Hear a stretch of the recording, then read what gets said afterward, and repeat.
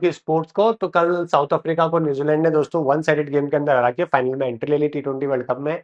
और यहाँ पे जो रिकॉर्ड बना वो बना यहाँ पे एलन का। तो फिन एलन ने जो वन साइडेड गेम किया, मतलब 33 बॉल के ऊपर सेंचुरी मार दी, और जो कि हाईएस्ट सेंचुरी है जो कि मानी जाती है T20 के अंदर। वर्ल्ड कप के अंदर कभी भी इतनी फास्टेस्ट सेंचुरी नहीं हुई है। ऑलराइट, तो fastest century T20 world cup के अंदर इनके द्वारा बनाई गई। अभी आज इंडिया और साउथ इंग्लैंड का मैच है, जो जीतेगा वो फाइनल के अंदर न्यूजीलैंड से compete करेगा अहमदाबाद के अंदर।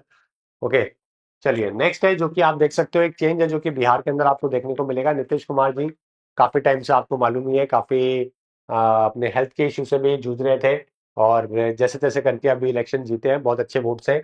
अब वो आ रहे हैं राज्यसभा, और उनकी जगह पे बीजेपी अपना सीएम है जो कि कैंडिडेट बनाने वाली है। जो कैंडिडेट बनेगा अगर आप देखोगे तो ज्यादातर चांसेस हैं कि ST SC या OBC ग्राउंड से बनाएंगे, ताकि वहां पर वोट बैंक के अंदर थोड़ा बेनिफिट मिल सके, है ना। तो इनके जो बेटे हैं निशांत, वो स्टेट गवर्नमेंट को ज्वाइन करेंगे।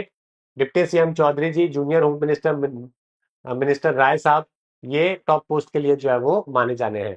और ठीक है, 10 टाइम CM, बाप रे। आप देख सकते हो, एंड ऑफ एन एरा, पूरी तरीके से एक एरा है जो कि अभी पॉलिटिक्स में से खत्म होने वाला है। JDU पार्टी का के सबसे बड़े पिछले 50 सालों के अंदर जो करता धरता रहे, इंडिया के बहुत बड़े पॉलिटिक्स के फिगर है नीतीश कुमार जी। अभी वो आप एक तरीके से उनका एरा एंड मान चुके हो, मान लो, क्योंकि अभी वो राज्यसभा के अंदर जाने का मतलब यही है कि अब वो रिटायरमेंट ले चुके हैं एक तरीके से। राज्यसभा में ऐसा कोई भी रोल उनका नहीं देखने को मिलने वाला है। ठीक है, 80% सीट्स है जो कि असेंबली इलेक्शन में लास्ट नवंबर में उन्होंने जीती। सोशलिस्ट आइकन राम मनोहर लोहिया के डिसाइपल रहे JP मूवमेंट के टाइम पे दोस्तों, इन्होंने काफी काम किया। और यंगेस्ट पॉलिटिशियन थे जो इमरजेंसी के टाइम पे जेल में डाले गए थे। 1985 के अंदर पहली बार जो है ये MLA बने थे। ओके, और यही इनका लाइफ टाइम था। उसके बाद में या तो ये हमेशा MLC रहे हैं, या फिर हमेशा MP रहे हैं। पहली बार उन्होंने 1989 के अंदर लोकसभा का इलेक्शन है जो कि जीता। उसके बाद में 15 साल तक हमेशा MP रहे, और रेलवे मिनिस्टर भी रहे वाजपेयी जी की गवर्नमेंट के टाइम पे 1999 में। पहली बार CM बने 2000 के टाइम पे, आप देख सकते हैं 2000 से। उसके बाद में अलग अलग टाइम पे आते जाते 9 बार CM है जो कि और बने। और अभी NDA RJD की कांग्रेस का अलायंस भी किया था इन्होंने कई बार, अलग अलग अलायंस से जो है ये हमेशा CM बने। अभी 75 ईयर के हो चुके हैं, और है ना, 75 ईयर के होते ही जो है अभी इनकी जगह पे इनके बेटे को जो है वो पॉलिटिक्स में लाने की बात की जा रही है। 10 टाइम CM है जो कि लास्ट टाइम पे ये बने थे। चलिए आगे बात करते हैं ब्रेस्ट कैंसर को लेकर। तो आप देख सकते हैं दोस्तों, अभी ब्रेस्ट कैंसर के केसेस भी बहुत बढ़ चुके हैं। तो ये दो हमारे यहाँ पे नेगेटिव न्यूज थी जो कि हेल्थ को लेकर थी। नेगेटिव तो क्या है, ये अवेयरनेस है। अवेयरनेस होगी तभी आप इंप्रूव करोगे, अवेयरनेस ही नहीं होगी तो इंप्रूव कैसे करोगे। तो 3 गुना ज्यादा ब्रेस्ट कैंसर के केसेस है जो कि पिछले 33 साल के अंदर हमारे देश में देखने को मिल चुके हैं। स्टडी एस्टिमेट करती है कि 2050 तक ब्रेस्ट कैंसर के केसेस और ज्यादा बढ़ते हुए नजर आएंगे। तो यहाँ पर 3 गुना बढ़ना बहुत बड़ी बात है यार, मतलब 33 साल के अंदर ये कम होने के ऊपर कोशिश करनी थी, लेकिन 3 गुना बढ़ गया है। Global burden of disease breast cancer collaborators Lancet oncology के अंदर डाटा है जो कि पब्लिश किया गया। और इसके अंदर जो है वो 2050 तक और ज्यादा रिस्क फैक्टर है जो कि बढ़ जाएंगे अगर कंट्रोल नहीं किया गया तो। हमारे यहाँ पे सिचुएशन की बात करें तो पहले 13 केसेस पर लाख वुमेन 1990 में हुआ करते थे, 13 केसेस 1 लाख की पॉपुलेशन पे। अभी आप देखोगे ये 30 के आसपास हो चुके हैं, समझ गए। तो काफी, और डेथ रेट भी ज्यादा बढ़ चुकी है। पहले जहां पे 8 महिलाओं की डेथ होती थी, अभी 15-16 महिलाओं की पर लाख पॉपुलेशन के हिसाब से डेथ होती है। तो 74%, 300 गुना तो केसेस में इंक्रीमेंट है, केसेस में। और डेथ में बात करोगे तो 74% का इंक्रीमेंट है। तो इसीलिए बहुत ज़्यादा ज़रूरी है कि ब्रेस्ट कैंसर जो लीडिंग कॉज है महिलाओं के लिए आज के टाइम पे, और काफ़ी प्रीमेच्योर डेथ भी हो जाती है, कैंसर केसेस बहुत देखने को मिलते हैं, उससे बचने के लिए बहुत ज़्यादा ज़रूरी है ना। 23 लाख नए केसेस ग्लोबली देखने को मिलते हैं, और ग्लोबली 7.5 लाख महिलाओं की जो है वो उसमें डेथ भी हो जाती है। और ऐसा नहीं है कि ये इसको आप रोक नहीं सकते, उसको आप रोक सकते हो डेफिनेटली, लेकिन वही वाली बात है कि आपको काफ़ी हेल्थ के ऊपर काम करना पड़ेगा। 2023 के अंदर 161 केसेस पर लाख वुमेन है जो कि देखने को मिले 55 साल से अधिक महिलाओं के।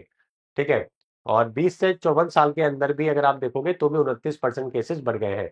एज पैटर्न बदलता है, लाइफस्टाइल फैक्टर्स हैं, उसकी वजह से केसेस काफी बढ़ते हैं। अब इसके कारण क्या क्या है एक बार समझ लो। अगर आपको कैंसर के केसेस से अगर आपको अपने आप को दूर रखना है, it is very important for women, right. और आपको ये अभी से ही करना पड़ेगा। जो आपके 20s, आफ्टर 20s के बाद में जो एज है ना आपकी, एक तो अभी आप 9 से 14 साल के घर, अगर कोई आपके घर में गर्ल है ना, तो एक तो एचपीवी वैक्सीन जरूर लेने के लिए भूलिएगा मत।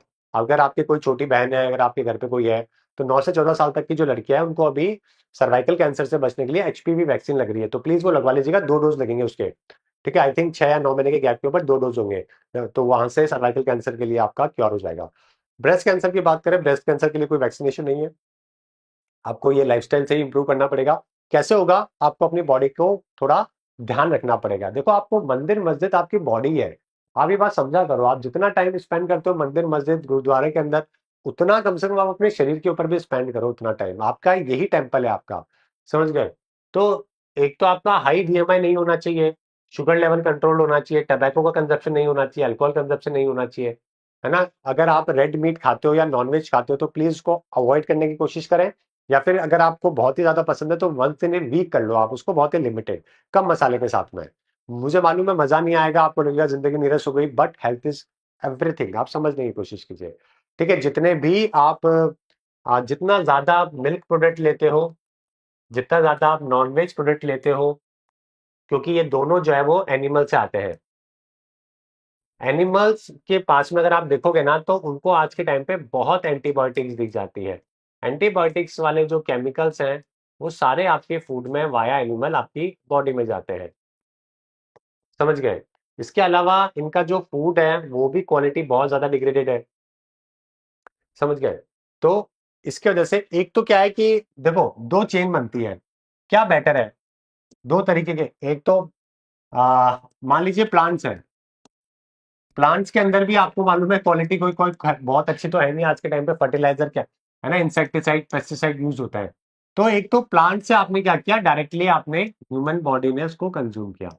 मैं मानता हूं कि यहाँ पर भी थोड़ा बहुत तो खैर क्वालिटी इतनी अच्छी नहीं है तो नुकसान तो होता ही है, हो गया।